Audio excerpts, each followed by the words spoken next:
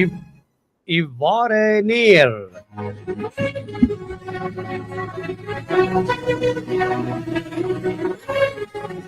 மற்றும் இவ்வாறு நீர்நீர்ச்சில் உங்களை அன்போடு சந்திப்பது ஜே சந்திரா.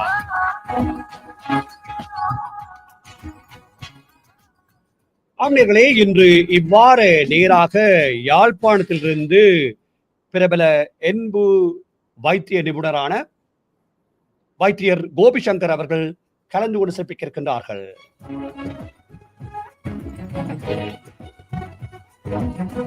ஆம்நேர்களே, அவர்களை இப்பொழுது வானர்கள் இணைத்துக் கொள்ள இருக்கின்றேன். வணக்கம் திரு கோபி சங்கர் அவர்களே.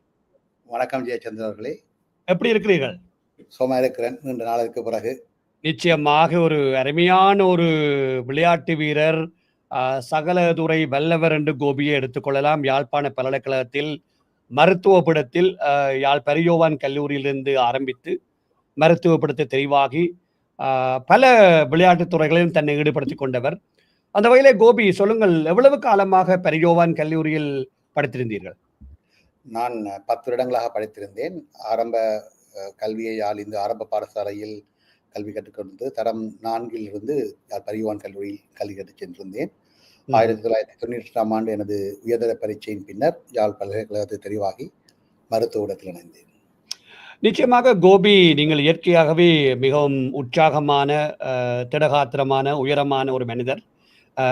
அந்த காலகட்டத்தில் கூடைப்பந்தாட்டம் என்றால் கோபியை சொல்லலாம், நின்றபடியே போட்டு விடுவார்ன்னு சொல்லி. எத்தனையாம் ஆண்டு, எவ்வளவு காலம், எத்தனை வயதுல நீங்கள் அந்த கூடைப்பந்தாட்டம் விளையாட ஆரம்பித்தீர்கள்? நான் பாடசாலை மட்டத்திலே 17ஆம் பிரிவுக்குட்பட்ட காலத்தில் தான் ஆரம்பித்திருந்தேன். 89 அந்த 87 88 காலங்களில் என்னுடைய இந்த பாடசாலை கிரவுண்ட் பாஸ்கெட் பால் கோர்ட் வந்து சரியாக இயங்காத ஆரம்பித்தனால் இந்த நாட்டு சூழ்நிலை சரியாக இயங்கவில்லை. 89 ஆரம்பித்திருந்தோம் எங்கள் O லெவல் காலம். அதற்கு பின்னர் தான் நான் கூடுதலாக பாஸ்கெட் பாலில் ஈடுபட ஆரம்பித்தேன். குறிப்பாக உயரம் கிடைக்கும் காலத்தில் நான் கூடுதலாக சில நேரத்தை செலவிட்டிருந்தேன் பாஸ்கெட் பால் தொடரில். நிச்சயமாக, அதாவது பலர் குறிப்பிடுவார்கள், மருத்துவத்துறைக்கு படிக்க செல்பவர்கள் வந்து விளையாட்டில் அவ்வளவு அக்கறை இல்லை. ஆனால் நீங்கள் கல்வி கற்ற காலத்தில் மருத்துவபுட மாணவர்கள் தான், படித்தவர்கள் தான் அனைத்து விடயங்களிலும், குறிப்பாக அது உங்களை போன்றவர்கள் விளையாட்டில் மட்டுமல்லாமல் கல்வியிலும் சிறந்து விளங்கியவர்கள். யாழ்ப்பாணத்தில் பெரியோவான் கல்லூரிக்கு பெருமை தேடி கொடுத்த ஒரு நபர். கூறுங்களேன், இப்ப நீங்கள் ஏன் வேற துடுப்பாட்டம், பெரியோவான் கல்லூரியில கிரிக்கெட் ஒரு முக்கியமா இருந்தது, ஏன் நீங்க பாஸ்கெட் பால் தெரிவு செய்றீங்க? ஏதாவது காரணம் இருக்கின்றதா? நல்ல கேள்வி. நான் முதல்ல கிரிக்கெட்டுக்கு போனான். அங்க என்னமா சிறந்த வீரர்கள் இருக்கிறார்கள். அப்ப எனக்கு தெரியும் என்னுடைய இதுல வந்து இது எனக்கு சூட்டபிள் ஆகாது. ஃப்ரெண்டோட இருந்தார், அது உயரமா இருக்காங்களே, ஆட்கள் தேவைவாடாது. இதான் உண்மையா நடந்தது. ஸோ இன்வைட்டர் ஒரு நாள் சும்மா வந்து பேரண்டார். அப்ப நான் போனேன். அப்ப ஆசிரியர் தம்பு மாஸ்டர் அவர் வந்து தான் எங்களுடைய இந்த கோச், தம்பி பேரும் நீர் பழகலாம் பேரும், ஸோ என்கரேஜ் பண்ணி என்ன. அப்ப நான் சரி ஓகே சும்மா போய் பார்ப்போம்னு போனது.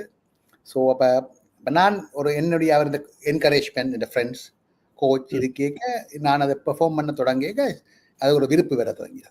சரி, அதுக்கு பிறகு அது எங்களுக்குள்ள ஒரு காம்படிஷன். 2 கிலோ மட்டும் நாங்கள் எத்தனை பாஸ்கெட் போடுறோம் பாப்போம், எத்தனை 3x3. நாங்கள் காலையில வந்து கொஞ்சம் நாங்கள் இந்த ப்ரிஃபெக்ஸா இருந்தாங்க. அப்ப வேலைக்கு போறோம். நாங்கள் சில வேலை வீட்டில இருந்து வேலைக்கு போனோம் என்றால் கொஞ்சம் பொழுதாங்க மார்னிங் 2 பந்தெடுத்து தெரிகிறது. ஸோ அப்படி ஒரு ஒரு கேஷுவலா ஸ்டார்ட் பண்ணி அப்புறம் அது ஒரு நாங்கள் எங்களுக்குள்ளேயே ஒரு கம்பீட் பண்ண வழிக்கிட்டு ஸோ அப்படிதான் வளர்ந்தாங்க. சரி, நல்ல ஒரு விடயம். கோபி பின்னர் பல்கலைக்கழகத்தில் இணைந்து கூடைப்பந்தாட்ட அணியிலும் பங்கு பெற்றீர்கள். பல்கலைக்கழகங்களுக்கு இடையிலான போட்டிகளிலும் கலந்து கொண்டு பதக்கங்களை வென்றிருக்கிறீர்கள், அது எல்லோருக்கும் தெரிந்த விடயம். அதோடு மட்டுமல்லாமல் நீங்கள் ஹாக்கி டீம், அதாவது வலைபந்து என்ன சொல்வது, அதை தமிழில் நாங்கள் ஹாக்கி டீம்லையும் நீங்கள் ஒரு காப்பாளராக விளையாடி இருக்கிறீர்கள். கிட்டத்தட்ட நான் நினைக்கிற ஒரு 3 வருடங்கள் விளையாடி இருப்பீர்கள், அப்படித்தானே?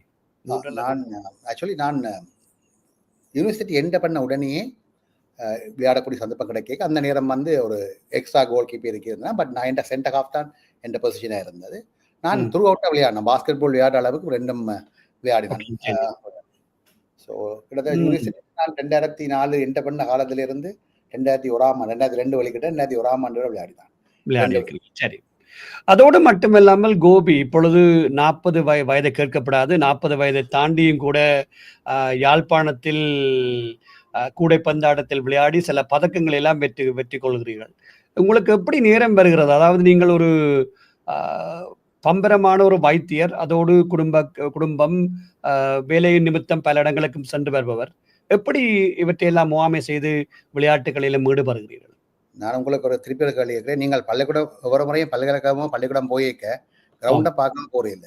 என்ன உங்களுக்கு ஆடின காலம் பாடின வாயும் சும்மா இருக்கண்டாத மாதிரி அதெல்லாம் போயிருக்க விளையாட வலிக்கிறேங்க சும்மா இருக்கா போறது. கோபி நாங்க வந்து சும்மா விளையாடுவாங்க. ஒரு 2 பாஸ்கெட்டை போடுங்க. எல்லாம் ஸ்கூலுக்கு போனா யாரா விளையாடுக்க சும்மா போயிருக்க கோபி நாங்க கோச் டிப்ஸ் சொல்லி தாங்கன்னு சொல்லி அதால போயிருக்க ஈர்ப்பு வரும். அந்த ஈர்ப்பு நாங்கள் எங்கட பெரியவான் கல்லூரிக்கு எங்கட நிறைய பழைய கூடைப்பந்தாட்ட விளையாட்டு வீரர்கள் பலரோட உதவியோட ஒரு சிறந்த திடல் அமைச்சினாங்க. அப்ப என்ன அந்த விட்டு போக கூடாதுக்காக அதுக்கு பிறகு இடத்துல கூப்பிடுக்க போறது. அப்ப இதுக்கு பிறகு நான் கொஞ்சம் இது கேட்க சில மேட்சஸுக்கு கோபினா ஆக்கள் இருக்க கட்டாயம் பெறணும் பண்ணுது. அவங்க அந்த ஒரு அன்பால என்ன கூப்பிட்டு எனக்கு அந்த அந்த அந்த அந்த இடத்தையும் கௌரவத்தை கோபி நாங்க பரவாயில்ல எங்களுக்கு தெரியும் பிராக்டிஸுக்கு இன்றைக்கு விராட்டியம் ஒரு நாள் வாங்கும். நம்ம இது ஐ ஹேட் மை ஸ்பேஸ் என்ன எடப் பண்ணக்கூடிய இருந்தது. பட் டீம் எடப் பண்ணிச்சு. முதல் 2 டூர்னமெண்ட் போனாங்க. பட் எனக்கு அந்த ரெகுலரா போகலாம இருந்தது. பட் ஸ்டில் அந்த டீம் என்ன அப்ரிஷியேட் பண்ணது. ஜஃப்ரா டிஸ்ட்ரிக்ட் பாஸ்கெட்பால் அசோசியேஷன் என்ன வெல்கம் பண்ணினது. அவை வந்து என்னை ஒரு மெட்டாக்களுக்கு ஒரு மோட்டிவேஷனா காட்ட வேண்டியதுக்கு உதவியா இருக்கும். நீங்கள் வாங்கோன்னா வாங்கோ கோபி என்று கூப்பிட்டா போல சீனியர்ஸும் ஷாந்தி நம்மளுக்கு பழைய பிளேஸ் இருந்தப்ப வாங்கோன்னு கூப்பிட்டு போனாங்க.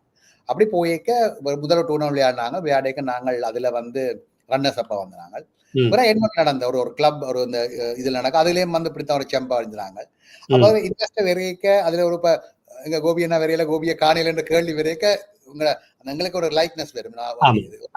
மற்றது எப்படியோ கொஞ்சம் அந்த விளையாடின ஸ்கில்ஸ் கொஞ்சம் பேசிக்கா இருக்க அந்த புது விளையாட்டு பழக உங்களுக்கு கடக்க நேரம் தேவை, கமிட்மெண்ட் தேவை. பழைய விளையாட்டு இருக்க இதெல்லாம் மற்றது ஓவர் 40 என்றபடியால் ஓரளவு உங்களோட வயதுக்கு சமமா இருக்கிற விளையாடுக்க உங்களோட உடல் பெரிய பாதிக்காத மாதிரி விளையாடலாம். நிச்சயமாக அதில் தொடர்ச்சியாக விளையாடுவதால் நீங்கள் நல்ல ஒரு சிறந்த பிளேயராக அல்லது சிறந்த ஒரு விளையாட்டு வீரராக இருப்பதை மற்ற மகிழ்ச்சி. தொடர்ந்து விளையாடுங்கள் கோபி. அது உங்களுடைய இயற்கையின் ஒரு குணம். சாந்தமாக சிரித்த முகத்தோடு பழகக்கூடியவர் கோபி. இப்பொழுது பார்த்தால் கூட தெரியும் வானிலைகள் சிரித்த முகத்தோடு இருக்கின்றார். அதுதான் கோபியினுடைய என்ன சொல்வது ஒரு சிறப்பு அல்லது ஒரு பிளஸ் பாயிண்ட் கூட எடுத்துக்கொள்ளலாம். சரி கோபி, இன்னொரு பக்கம் பெறுவோம். நீங்கள் யாழ்ப்பாண வைத்தியசாலையில் எவ்வளவு காலமாக பணியாற்றி கொண்டிருக்கிறீர்கள்? இது என்னது நான் 2014ஆம் ஆண்டு யாழ் மாவட்டத்துக்கு யாழ் போதனா வைத்தியர் இணைந்து கொண்டேன். அதற்கு முன்னால் 4 வருடங்கள் மட்டக்களப்பு போதனா வைத்தியசாலையில் நான் பணியாற்றி இருந்தேன். இது எனது 10வது வருடம் முடிந்து 11வது வருடம் ஆரம்பிக்கின்றது. 11வது வருடம். ஆனால் கோபி, நீங்கள் உங்களுடைய முதலாவது படிப்போடு மட்டும் நின்று விடாது MS அல்லது FRCS என்று பல உயரிய லண்டன் சென்று எல்லாம் படித்திருக்கிறீர்கள் ஐயா. எத்தனையாம் ஆண்டு நீங்கள் ஆர்த்தோபெடிக் சர்ஜன் அல்லது என்பு நிபுணத்துவ கன்சல்டன்டாக வந்து சேர்ந்தீர்கள்? நான் வந்து 2002ஆம் ஆண்டு எனது இறுதி ஆண்டு பயிற்சியை முடித்து உடனேயே உள்ளக பயிற்சி இன்டர்ன்ஷிப் ஆரம்பித்தோம். ஒரு வருட முடிவிலே நான் அதுக்கு பிறகு என்னுடைய சர்ஜரிக்குரிய பரீட்சைகளுக்கு தயார்படுத்தி 2004ஆம் ஆண்டு ஒரு ரெஜிஸ்ட்ரார்னு சொல்வாங்க, ஒரு பயிலுனர் சத்திரை சிகிச்சையாளராக தொடங்கி 2007ஆம் ஆண்டு என்னுடைய அந்த 2வது எக்ஸிட் எக்ஸாம் 2வது எக்ஸாம் சக்சஸா வந்து அதுக்கு பிறகு ஆர்த்தோபெடிக் நான் செலக்ட் பண்ணி ட்ரைனிங் ஆரம்பிச்சேன். அது சொல்ல சீனியர் ரெசிடென்ட்ஸ்னு சொல்லுவோம். அப்படி ஒர்க் பண்ணிக்க நாங்கள் 2 இயர்ஸ் வந்து கொலம்பில் ஒர்க் பண்ணிட்டு பிறகு நான் 2 இயர்ஸ் இந்த ஃபெலோஷிப் வந்து இங்கிலாண்டில் போய் லண்டனில் ஒர்க் பண்ணான். 2010ஆம் ஆண்டுல இருந்து நான் ஒரு போர்ட் சர்டிஃபைட் கன்சல்டன்டாக ஒர்க் பண்ணுகிறேன். தற்சமயம் கூட யாழ்ப்பாண போதனா வைத்தியசாலையில் ஒரு என்பு நிபுணத்துவ வைத்தியராக அல்லது ஒரு வைத்தியராக பணியாற்றி கொண்டிருக்கிறார். அப்படித்தானே? 10 வருடத்துக்கு மேல ஆகுது. ஆமா. அத்தோடு கோபி, நாங்கள் உங்களை இந்த வானொலிக்காக இணைப்பதற்காக நான் 2 வருடங்கள் தவம் இருந்திருக்க வேண்டியிருக்கின்றது. நீங்கள் 2 வருடங்களுக்கு முன்னர் உங்களுடைய ஆராய்ச்சிகளை கூடுதலாக எழுதி கொண்டிருப்பதாக நாங்கள் அறிந்தோம். அதாவது இலங்கையில் உள்ள பத்திரிகைகள் கூட உங்களுடைய பெயர் அடிபட்டு கொண்டிருந்தது. இப்படி கோபி சங்கர் யாழ்ப்பாணத்திலிருந்து ஆய்வுகளை மிக சிறப்பாக எழுதுகின்றார் என்று சொல்லி உங்களுக்கு ஒரு ஜனாதிபதி விருது கூட கிடைத்தது. அதை பற்றி சொல்லுங்கள். எத்தனையாம் ஆண்டு கிடைத்தது? அதுக்கான கடந்த வருடம் கிடைத்தது 21-22க்கான ஜனாதிபதி விஞ்ஞான ஆராய்ச்சி கட்டுரைக்காக. அங்கே நான் வீதி விபத்துக்கள் சம்பந்தமான ஒரு தகவல் திரட்டினை எடுத்து அதனுடைய விஞ்ஞான ரீதியாக ஆராய்ஞ்சு எவ்வாறான நிகழ்வுகள் ஏன் இடம்பெறுகிறது, அதனுடைய சமூக தாக்கம் என்ன, அதுக்கு என்ன மாதிரி நாங்கள் கைங்கரியம் மூலம் கட்டுப்படுத்தலாம் என்ற ஒரு ஆராய்ச்சியை மேற்கொண்டு அதை நான் சில இடங்களிலே கண்டு ப்ரெசென்ட் பண்ணியிருந்தேன். For example American college of சர்ஜன்ஸில் அதன் ஒரு பகுதியை ப்ரெசென்ட் பண்ணான். அதே மாதிரி ஷார்க் ஏசியன் கண்ட்ரீஸில் அதோட தாக்க மற்ற நாடுகளோட ஒப்பிட்டளவு எப்படி இருந்தது. அதே மாதிரி யூரோப்பியன் ஆர்த்தோபெடிக் ஃபோரம் ரஷ்யாவில் போய் வெளிநாடுகளுக்கும் எங்கள் நாடுகளுக்கும் விபத்துக்களின் தன்மைகள் எவ்வாறு மாறுபடுகிறதுன்னு சொல்லி அதுக்கப்புறம் அந்த ஆர்டிக்கல் பிரிட்டிஷ் மெடிக்கல் ஜேர்னல் என்று சொல்லி அந்த ஒரு புகழ்பெற்ற ஒரு மருத்துவ விஞ்ஞான சஞ்சிகையில் என்னுடைய ஆக்கம் இடம்பெற்றது. அப்போ அந்த ஒரு ஆக்கம் இடம்பெற்றே அந்த ஆக்கம் பனைவரால் வாசிக்கப்படும் பொழுது அதுக்கு ஒரு ஸ்கோரிங் சிஸ்டம் மூலம் அப்போ இலங்கையிலிருந்து ஒரிஜினலாக எழுதப்பட்ட ஆராய்ச்சி கட்டுரைகளை அதை அலசி ஆராய்ந்து பார்த்து அதில் அதிகமாக சைட்டேஷன் உள்ளதாகவும் அதுட்ட ஒரிஜினல் ஆர்டிக்கலாகவும் விஞ்ஞான ரீதியாக இதை கேட்க அதுக்குரிய பிரசிடென்ட் அவார்டு வந்து கொடுக்குறாங்க. அது ஒரு ட்ரெடிஷனாக கொஞ்ச காலமாக இருந்து கொண்டு வந்தது. கோவிட் டைமில் அது இடம்பெற முடியவில்லை. அப்புறம் அதுக்கு சேர்த்து 2003ஆம் ஆண்டு நடந்தது. அப்போ அதில் என்ன கிடைச்சிருக்கு. வாழ்த்துக்கள் கோபி. தாமதமான வாழ்த்து தான், இன்னும் பல விடயங்களை பேசியிருக்கிறோம். வாழ்த்துக்கள் கோபி. அது தொடர்ச்சியாக எழுதுகிறீர்கள். கோபியிடம் ஒரு இயற்கையாகவே எழுதுகின்ற தன்மை காணப்படுகிறது. நாங்கள் அதை பற்றி பிறகு பேசுவோம். நான் ஏற்கனவே குறிப்பிட்டது போலவே மருத்துவத்துறையோடு மட்டுமில்லாமல் அவருடைய தமிழ் பேசுகின்ற வளமை கூட தொடர்ச்சியாக பேசுவார். ஆங்கிலத்திலும் புலமை, சிங்களத்திலும் புலமையை கொண்டிருப்பவர்தான் கோபி சங்கர் என்பதும் குறிப்பிடத்தக்கது. சரி கோபி, இப்ப நான் இன்னொரு இக்கட்டான கேள்வியை கேட்கலாம் நினைக்கின்றேன். இப்ப நீங்கள் இப்படியான ஆராய்ச்சிகள் அல்லது ஈடுபடுறபடியால் நீங்கள் ஏன் உங்களை ஒரு விரிவுரை அல்லது பகுதி நேர விரிவுரையாளராக அல்லது கற்பித்ததற்கான துறைக்கு போகாமல் இந்த துறையில் மட்டும் தொடர்ச்சியாக வைத்துக் கொண்டிருக்கிறீர்கள்? கற்பித்தல் நான் ஈடுபடுகிறேன். நான் மருத்துவ பட்டதாரிகளுக்கு ஆரம்பத்தில் இருக்க 1ஆவது ஆண்டிலே அவர்களுடைய அதாவது அப்ளைட் சயின்ஸ் சொல்வார்கள். அப்ளைட் சயின்ஸ் சொல்லி அனட்டமியில கிளினிக்கல் அனட்டமி, நீங்கள் எண்புகள் தன்மைகள் ஏன் முறை, அது அனட்டமி எப்படி இருக்கு, உடற்கூட்டியில் எப்படி இருக்குன்னு சொல்லி அது படிப்பிக்கிறான். அதே மாதிரி எண்புகளோடு தொடர்புடைய நோய்கள் பேத்தாலஜி சொல்லப்படுறது அதுக்கு நான் படிப்பிக்கிறேன். நான் அதுக்கு மேலதிகமாக இறுதி ஆண்டு மாணவர்களுக்கு அது சம்பந்தமான உதாரணமாக கேன்சர், அது சம்பந்தமாக ஃப்ராக்சர் எப்படி மேனேஜ் பண்ண வேண்டும். அதுக்கு மேலதிகமாக எனக்கு மருத்துவ மாணவர்கள் அந்த பயிற்சி நெறிகளை மேற்கொள்கின்ற வருவார்கள். இது அண்டர் கிராஜுவேட்ஸுக்கு. அதை விட போஸ்ட் கிராஜுவேட் சர்ஜன்ஸ் ஆவார், ட்ரைனிஸ் சர்ஜன்ஸ், ஆர்த்தோபெடிக் சர்ஜன்ஸுக்கும் நான் பயிற்றுனராக இருக்கிறேன். மேலதிகமாக நான் சர்வ ரீதியான சில வலைபாதங்கள், முறிவுகள் சம்பந்தமான இதுகளுக்கும் இலங்கை ரீதிக்கும் வெளியிலேயும் நான் பயிற்றுவிப்பாளராக இருக்கின்றேன். நான் மெடிக்கல் ஃபேக்கல்ட்டியில மட்டும் சேராமல் விடக்கூடிய காரணம் இருக்கே இல்லை. நான் அந்த சர்ஜிக்கல் ஸ்கில்ஸை டெவலப் பண்ணிக்க நான் அப்ப மினிஸ்ட்ரியோட அதாவது சுகாதார திணைக்கள இணைந்திருக்கேன். எனக்கு அது உதவியா இருந்தது. நான் ஆரம்பத்தில் ட்ரைனிங் முடிஞ்சு அப்புறம் நான் மற்ற கிளப்பு போயிருக்கேன் அங்கே அதுக்குள்ள இருந்தபடியா இந்த ஸ்கில்ஸை டெவலப் பண்ண சந்தர்ப்பங்கள் இருந்தது. அந்த பேலன்ஸுக்காக நான் இப்போ மருத்துவபடத்தில் இருக்கும் பொழுது உங்களுக்கு முக்கியமாக கற்பித்தல் தான் உங்களுக்கு முக்கியமானதாகவும் அது சார்ந்த நீங்கள் ஹாஸ்பிட்டல் ஒர்க் வைத்திய வேலைகளும் இருக்கும். மற்றபடி இதுல இருக்கும் பொழுது நீங்கள் இதை கூடுதலாகவும் அதையும் செய்யலாம். ஸோ ஆப்ஷன் இருக்கேக்கா செய்திருக்கிறீங்க. நல்ல ஒரு விடயம் கோபி. அதாவது நான் எனக்கு தெரியாது இன்று வரைக்கும், அதை எதேச்சியா தான் கேட்டிருந்தேன். இந்த துறையிலும் நீங்கள் பாண்டித்யம் பெற்றவர், அதை தமிழிலும் ஆங்கிலத்திலும் ஈவன் சிங்களத்திலும் கூட இலகுவாக விளங்கப்படுத்தக்கூடிய தன்மை அல்லது என்ன சொல்ல ஆற்றல் உங்களிடம் இருப்பதை நாங்கள் பார்த்திருக்கின்றோம். பெருமையாகவும் இருக்கின்றது, சந்தோஷமாக இருக்கிறது கோபி. நீங்கள் உங்களுடைய வளர்ச்சியை நாங்கள் கடந்த 20 வருடத்துக்கு மேலாக பார்த்திருக்கின்றோம். பாராட்டுக்கள் கோபி. உங்களுடைய பணி மீண்டும் நல்ல தொடர்ச்சியாக நடைபெறட்டும். ஒன்று. சரி, இப்ப இன்னொரு விடயத்தை நாங்கள் பேசியிருக்கிறோம். இதற்கு முன்னர் ஒரு சிறிய இடைவெளி எடுத்துக்கொண்டு நாங்கள் கோபியிடம் பல கேள்விகளை தொடுக்க இருக்கின்றோம். நேர்களே, உலகத்தின் எந்த மூலையிலும் இந்த நிகழ்ச்சியை பார்த்து கொண்டு கேட்டுக்கொண்டிருந்தால் நீங்களும் கலந்துடன் சிறப்பிக்கலாம். நீங்கள் செய்ய வேண்டியதெல்லாம் ஒன்று உங்களுடைய விருப்பத்தை எங்களுக்கு மின்னஞ்சலூடாக தெரிவிக்க வேண்டும். நீங்கள் மின்னஞ்சல் செய்ய வேண்டிய முகவரி atbcsongs@hotmail.com என்பதையும் உங்களுக்கு அறிய தருகின்றோம். இந்த நிகழ்ச்சியானது பிரதி திங்கட்கிழமைகளில் சிட்னி நேரம் இரவு 9:30 ஏடிபிசி வானொலியூடாகவும் ஏடிபிசியுடைய இணையத்தினூடாகவும் ஏடிபிசியுடைய யூடியூப் சேனல் வாயிலாகவும் ஏடிபிசியுடைய முகநூல் வாயிலாகவும் சமகாலத்தில் எடுத்து வரப்படுது என்பதையும் உங்களுக்கு அறிய தருகின்றோம்.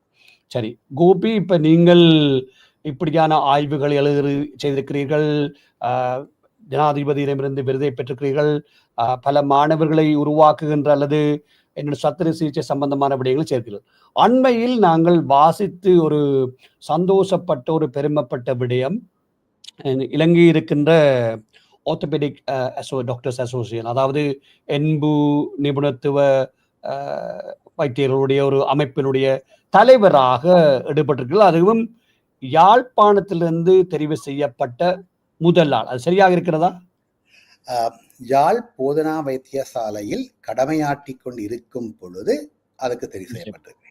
நிறைய தமிழர்கள் இதற்கு முன்னர் இது சம்பந்தமான சர்வதேச யாழ் தேசிய மட்டத்திலான சங்கங்கள தலைவராக இருந்திருக்கிறார்கள். அது எனக்கு அது கிடைத்ததில் ஒரு சந்தோஷம் மேலதிகமான நான் யாழ் போதனா வைத்தியத்தில் கடமையாற்றி கொண்டிருக்கும் பொழுது கிடைத்திருக்கிறது. சரி, இப்ப இது நான் நினைக்கின்றேன் அந்த வகையில் மிகவும் இளம் வயதில் இதுக்கு தலைவராக வந்ததாக எடுத்துக்கொள்ளலாமா? நான் எனக்கு தெரிந்து எடுத்துக்கொள்ளலாம் நினைக்கிறேன். நிச்சயமாக அதை சொல்லவன நேர்களே, ஒரு இளம் வயதில் இந்த ஒரு அமைப்புக்கு டாக்டர் கோபிசங்கர் அவர்கள் தெரிவு செய்யப்பட்டிருக்கின்றார். எங்கள் எல்லோருக்கும் பெருமை. அதுவும் யாழ்ப்பாண பல்கலைக்கழகத்திலிருந்து கற்று யாழ்ப்பாணத்திலே வேலை செய்வது இவ்வளவு பிரச்சனைகள் எல்லாம் இந்த காலத்தில் எல்லோரும் வெளிநாட்டுக்கு போய் வேலை செய்கின்ற வேளையில் கோபி அங்கே இருந்து கல்வி கற்று அங்கே அந்த மக்களுக்கு பணி செய்து கொண்டிருக்கிறார் என்றால் மிகவும் பாராட்டப்படக்கூடிய விடயம். எவ்வளவு காலம் இந்த பதவி இருக்கும் கோபி? 2 வருடமா அல்லது 1 வருடமா? இது சாதாரணமா 2 வருடக்கூடிய பதவி. நாங்கள் 24, 25 நார்மலாக ஒரு நாங்கள் இந்த காலத்தில் என்ன செய்ய போவோம், விஞ்ஞான ரீதியாக இலங்கையினுடைய தராதரத்தின் ஆர்த்தோபெடிக் சர்வீஸை எப்படி கூட்டலாம் என்று அரசாங்கத்துடனும் அதனுடைய அமைப்புகளுடன் இணைந்து, அது மட்டுமல்லாது இது போன்ற வெளிநாட்டு சங்கங்களோட தொடர்பு ஏற்படுத்தி அவர்களுடன் collaborative research, collaborative scientific sessions, எங்களுடைய மாணவர்களை நாங்கள் அங்கே அனுப்பியல் அவர்களை எங்களுக்கு இலங்கையை கூப்பிட்டு பயிற்சிகள் மூலம் இப்படி சில ப்ரோக்ராம்ஸுக்காக திட்டங்கள் இருக்கிறோம். இந்த திட்டங்கள் முடிவடைந்தால் ஒரு காலத்தில் நான் நிறைவு செய்து கொண்டு இன்னொரு சந்தர்ப்பத்தை வழங்கக்கூடியதாக இருக்கு. நிச்சயமாக என்றாலும் ஒரு சந்தோஷமான விடயம். நீங்கள் முகநூலில் இல்லை என்றாலும் கூட நாங்கள் இந்த செய்தியை பார்த்த பொழுது சந்தோஷப்பட்டவர்கள் நாங்களும் சிலர். மிகவும் ஒரு திறமையானவருக்கு கிடைத்திருப்பதை இட்டு மட்டற்ற மகிழ்ச்சி. அதுவும் எங்களுக்கு தெரியும், ஒரு எல்லாவற்றையும் மிகவும் ஒரு என்னன்னு சொல்வது, சீரியஸ் இல்லாமல் சிம்பிளாக எடுத்து மேலே வருவதில் கோபி தன்னுடைய திறமை அவருடன் தான் இருக்கிறது. அவருடன் பழகியவர்களுக்கு தெரியும். நான் முகஸ்துதிக்காகவோ அல்லது பெருமைக்காகவோ செல்லவில்லை நேர்களை. அவரோடு உண்டாடி படுத்து அல்லது பழகியவர் என்ற வகையிலே எனக்கு தெரியும் அவருடைய குணம், மரியாதையாக பேசுகின்ற தன்மை. இன்றும் சில வழியில் 1 வயது 30 நாளும் அண்ணா சொல்லுவார். அது தேவையில்லை இந்த நாட்டுகளில். ஆனால் அந்த பழக்கம் தான் அவரை இந்த நிலைக்கு கொண்டு வந்திருக்கன நாங்கள் எடுத்துக்கொள்ளலாம். சரி கோபி, இப்ப நீங்கள் இப்படி இப்ப யாழ்ப்பாணத்தில் மட்டும் பணியாற்றுகளா, மட்டக்களப்புக்கும் போய் சென்று வருகிறீர்களா உங்களுடைய வேலை நிமித்தம்? இல்லை, நான் மட்டக்களப்பு போதனாலயத்தில் 4 வருடங்கள் பணியாற்றி இருந்தேன். அப்பொழுது அங்கே மருத்துவ மாணவர்களுக்கும் கற்பித்தல் ஈடுபட்டிருந்தேன். தற்பொழுது அவருடைய ஃபைனல் இயர் இறுதி ஆண்டு பரீட்சைகளுக்கு நான் பரீட்சகராக மட்டக்களப்பு மற்றது ராஜரட்ட பல்கலைக்கழகம் போன்றவற்றுக்கும் போஸ்ட் கிராஜுவேட் ஸ்டடீஸில் கொழும்புக்கும் சென்று வருகின்றேன். மருத்துவம், surgery, medicine, sports medicine, orthopaedics இது 3க்கும் போஸ்ட் கிராஜுவேட்டுக்கு நான் ட்ரெயினராயும் எக்ஸாமினராயும் இருக்கின்றேன். சரி, எப்படி ஒரு இக்கட்டான கேள்வி, எல்லோரும் சிலவாக சொல்லுவார்கள், நேரத்தை எப்படி முகாமை செய்கிறீர்கள்? ஒரு தனிப்பட்ட நபராக, ஒரு குடும்ப பாங்கான ஒரு அப்பாவாக அல்லது தந்தையாக அல்லது மகனாக இருந்து இவற்றையெல்லாம் எப்படி முகாமை செய்கிறீர்கள்? உங்களுக்கு நேரம் எப்படி கிடைக்கிறது ஐயா? என்னுடைய குடும்பத்தினருக்கு நான் நன்றி சொல்ல வேண்டும். என்னுடைய மனைவியோ இந்த குழந்தைகளோ என்னை பொதுவாக தொந்தரவுப்படுத்துறதில்லை. உதாரணமாக என்னோட பிள்ளை 6ஆம் வகுப்பு படிக்க என்ன டிவிஷன் எனக்கு தெரியாது. பள்ளிக்கூடத்துக்கு போகிற வேலையெல்லாம் வைஃப் தான் சொல்லி தருவா, அப்பா என்று சொல்லி. ஸோ அவருக்கு என்னுடைய இது அறிந்து உண்மையில நாங்கள் ஒப்பிடும் பொழுது எனக்கு அந்த பக்கத்திலே வேலை பழுதுன்னு இருக்கையில் வேலை ஹாஸ்பிட்டல், பின்னரங்களில் தேவையான ப்ரைவேட் செக்டர் போகிறது, மற்றபடி ரிசர்ச் படிப்பிக்கிறது, ப்ரிப்பேர் பண்ணுறது, மற்றது என்னுடைய மற்ற எழுத்தாக்கங்களில் ஸ்போர்ட்ஸ் சம்மந்தமாக அவ தெரியும். அப்போ போறீங்கன்னா போட்டு அதனால ஒரு முகம் கூடாமல் எனக்கு அதை சப்போர்ட் பண்ணுறபடியாக செய்யக்கூடியதாக இருக்குது. நான் கூடுமானவரை காலையில் எழும்புறது ஒரு தன்மை இருக்கு எனக்கு. அப்படியால் என்னுடைய ஒரு நாள் அதிகமாக எனக்கு தென்படுகிறது. நிச்சயமாக. அருமையிலும் அருமை. அதாவது கோபி, உங்களுடைய அந்த விடாமுயற்சி அல்லது என்ன சொல்வது, எல்லாவற்றையும் சரியாக மேனேஜ் பண்றது, முகாமை செய்வதல் படியாத்தான் நீங்கள் இந்த நிலைக்கு வந்திருக்கிறீர்கள். தொடர்ச்சியாக இன்னும் பல படிகளை நீங்கள் தாண்ட வேண்டுதான் எங்களுடைய விருப்பம். அத்தோட நீங்கள் ஒரு இடத்துல நான் நிகழ்ச்சியில நிறைவுல பேசணும் என்றதை தொட்டு சென்று விட்டீர்கள். கோபியிடம் இந்த எழுதுகின்ற ஆற்றல், அதாவது கதை ஏதாவது எழுதியிருக்கிறீர்களா கோபி? எங்கேயாவது புத்தகமா பிரசுரிக்கப்பட்டிருக்கிறதா? பிரசுரிக்கப்படவில்லை. 2019 கோவிட் நாட்களில் என்னுடைய நண்பன், உங்களுக்கு தெரியும், ஜூட் பிரகாஷ், மற்றது என்னுடைய பாடசாலை எனக்கு ஜூனியர் ஜே.கே, இவருடைய ஆட்களை வாசிப்பேன். நான் சிறு வயதிலிருந்து என்னுடைய பெற்றோர் எனக்கு பழகிய பழக்கம். நான் நிறைய கதை புத்தகங்கள் வாசிப்பேன். பள்ளிக்கூடம் போயிருக்கேன். அதுக்குள்ள தெரியல, நாங்கள் 4 ஒழிச்சு வச்சு வாசிச்சு ஒரு ரீடிங் இன்ட்ரெஸ்ட் இருந்தது. அப்ப ஒரு நாள் என்னுடைய யாரோ ஒரு பகுதியா கதை கேட்க எழுத தொடங்கினாங்க. இதை வேணா இதுக்கு மிச்சம் என்ன மச்சான் அவருக்கு சொல்லுன்னு சொல்லி. அப்ப நான் ஓகே, அது உங்களுக்கு தெரியும், இந்த படிப்புக்கு ஜெஃப்ட் பம்பளுக்கு செஞ்ச வசனம் அதுகள் நாங்கள் அட் பண்ணி எழுதினாங்க. அப்படி எழுதிட்டு விட்டா பிறகு என்னுடைய இப்ப இவர்கள் எழுதியிருக்க இவர் எழுத்து நான் பாதிக்கிறேன். நான் அப்ப இதை எப்படி இருக்க தன்னுடைய எழுத்தாக்கங்களை கேட்பார்கள். அது மாதிரி ஜே.கேக்கு நான் ஜே.கே நேராக கண்டு மீட் பண்ணி புக்ஸை அப்ரிஷியேட் பண்ணேன். அப்ப அந்த எழுத்துட்ட புது வடிவம். நான் ஆரம்பத்துல நாங்கள் சாண்டிலியன், பிறகு ஜெயகாந்தனுடைய புத்தகங்கள் ஆரம்பத்தில் வாசிச்சிருந்தேன், ஆனா அதிக அளவில் இல்லை. அப்புறம் பாலகுமாரனுடைய ஒரு ஃபேனாக நிறைய வாசிக்கிறான். அப்படி இருந்தது, சின்ன வாசிப்பு பழக்கம் இருந்தது. பிறகு நான் மெடிசினுக்கு போன பிறகு கூடுமானவரை மருத்துவ சம்பந்தமான புத்தகங்கள் தான் நான் வாசித்துக் கொண்டிருந்தேன். அப்பொழுது சிறிய சிறிய ஆக்கங்களாக இது வெறிக்க இந்த பிளாக்கில் வாசிக்க தொடங்கினான். அப்ப அதுகள் வாசிக்க வந்த இன்ட்ரெஸ்ட் வெறிக்க நான் சும்மா எழுத தொடங்கினது. அப்ப என்னுடைய நண்பர்கள் வட்டங்கள் நல்லா இருக்கிறா எழுதுறாருனாங்க. ஸோ அதை ஒரு ரெகுலராக ஹேபிட் ஆகி பிறகு என்ன அணியை கொஞ்சம் கொஞ்சம் எழுத வலிக்கின்றான். இது சில என்னது படைப்புகள் சில நாடுகளிலே பிரசுரிக்கப்பட்டிருக்கின்றன பத்திரிகைகளில். சில நாடுகளில் ஒரு வெட்டிமணி என்ற ஒரு பத்திரிகை வெளிவருகின்றது. நான் ஆஸ்திரேலியாவில் வருகிறேன் நினைக்கிறேன். அதனுடைய ஆக்கங்கள் வருகின்றன. அது யூரோப்பிலேயும் ஒரு வெளிகிறது. அதே மாதிரி வணக்கம் லண்டன் என்று சொல்லி ஒரு பிளாக் வெப்சைட்ல இங்கிலாந்துல அது வெளிவருகின்றது. அதே மாதிரி கனடாவில் இருந்து என்னுடைய நண்பர் என்னுடைய ஆக்கங்களை ஒரு தன்னுடைய பக்கத்திலே பதிவு செய்து வருகின்றார். இது நான் ஒரு அது ஆக்கம் என்று சொல்லி நான் ஒரு என்னுடைய சும்மா என்னுடைய லைஃப், நாங்கள் இந்த வாழ்ந்த வாழ்க்கை எழுத வலிக்கிட, அதை ரசிக்க வலிக்கிட, அது ஆக்கமா மாறி இருக்குது.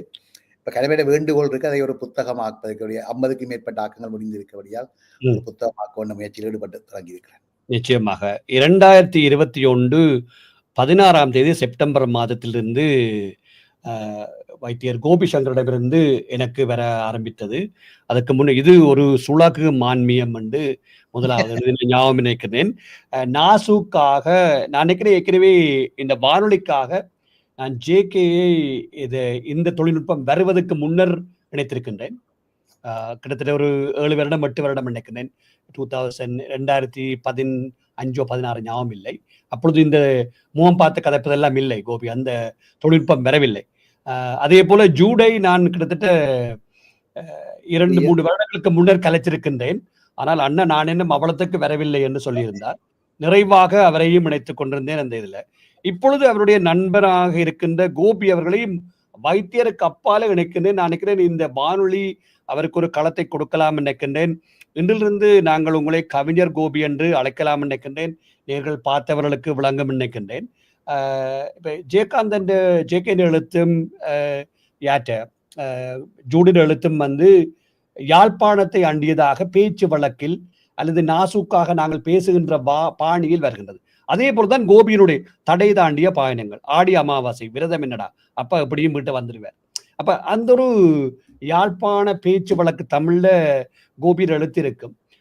கோபி இது எங்கேயாவது நீங்க முகநூல்லையும் இல்லை, பெரிய ஒரு கவலையான விடயம், எல்லாரும் நல்ல விடயம். ஆனால் இதுவரைக்கும் இல்லாத ஒரு வைத்தியர்னா நான் பார்த்தேன்னா அது கோபி சங்கர் மட்டும்தான்.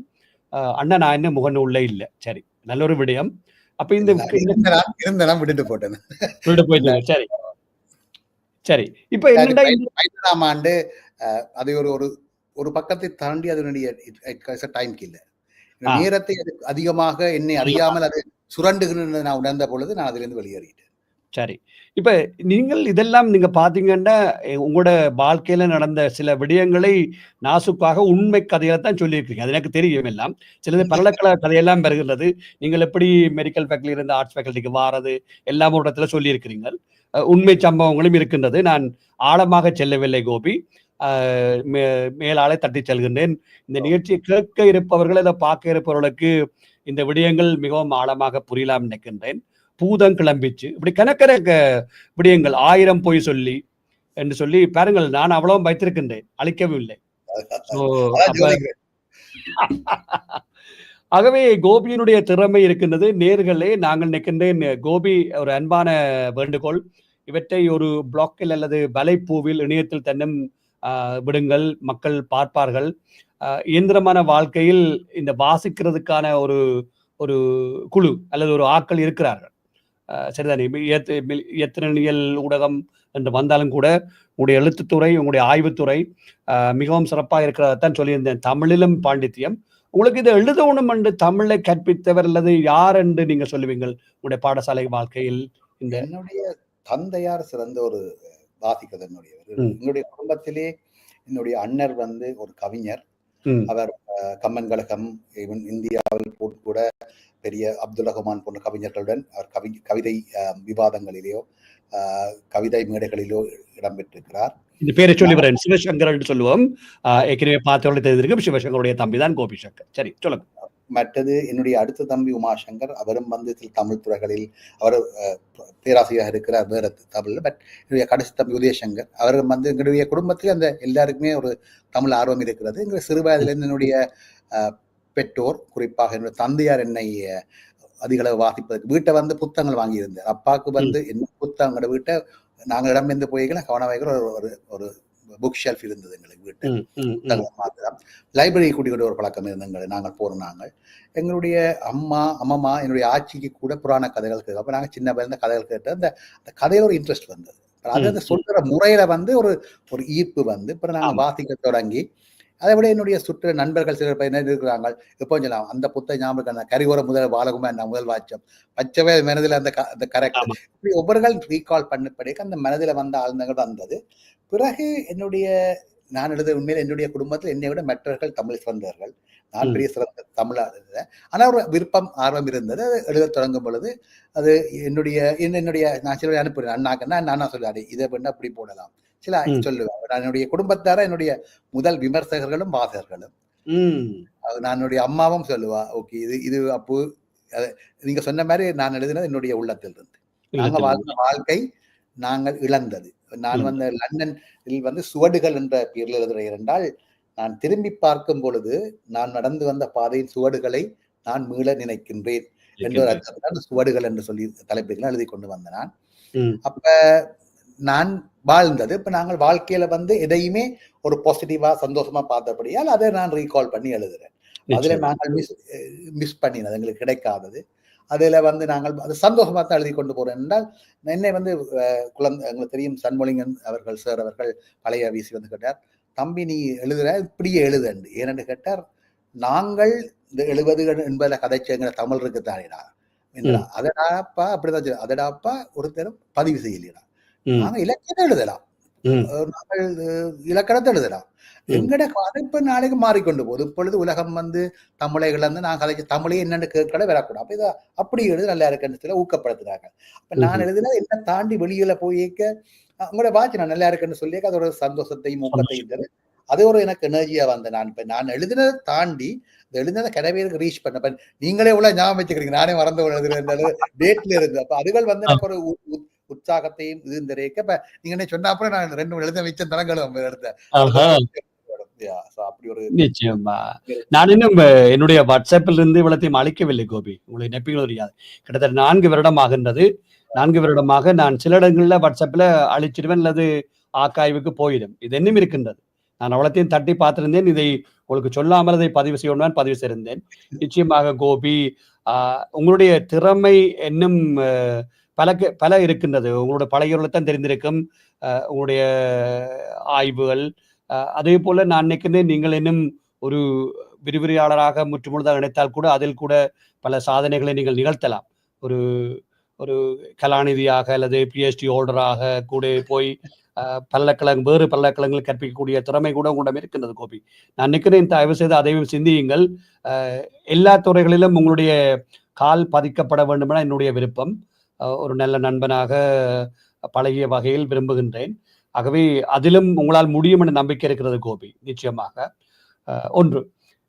மற்றது கோபி, இந்த வேளையில் குறிப்பாக நன்றி சொல்ல வேண்டும் என்றால், பலத்த வேலைப்பழக்கள் உங்களுக்கு இருக்கிறது.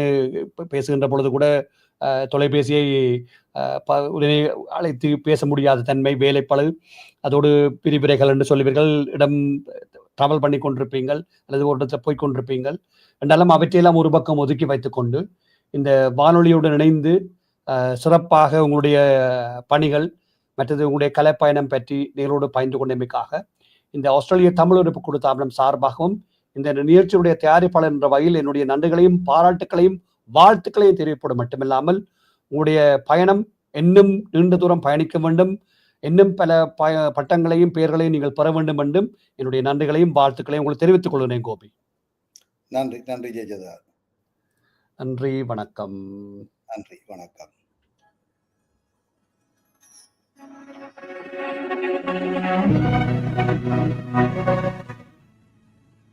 நீங்கள் இதுவரை கேட்டு பார்த்து ரசித்த நிகழ்ச்சி இவ்வாற நேர். இவ்வாறு நேராக கலந்து சிறப்பித்திருந்தார் யாழ்ப்பாணத்திலிருந்து பிரபல என்பு வைத்திய நிபுணரான டாக்டர் கோபி சங்கர் அவர்கள். மற்றொரு நிகழ்ச்சியில் உங்கள் அனைவரும் சந்திக்கும் வரை இனிய வாழ்த்துக்களும் வணக்கங்கள் கூறி விடை பெற்று செல்லும் நான் உங்கள் அன்பின் AJ ஜெயச்சந்திரா. வணக்கம் நேயர்களே.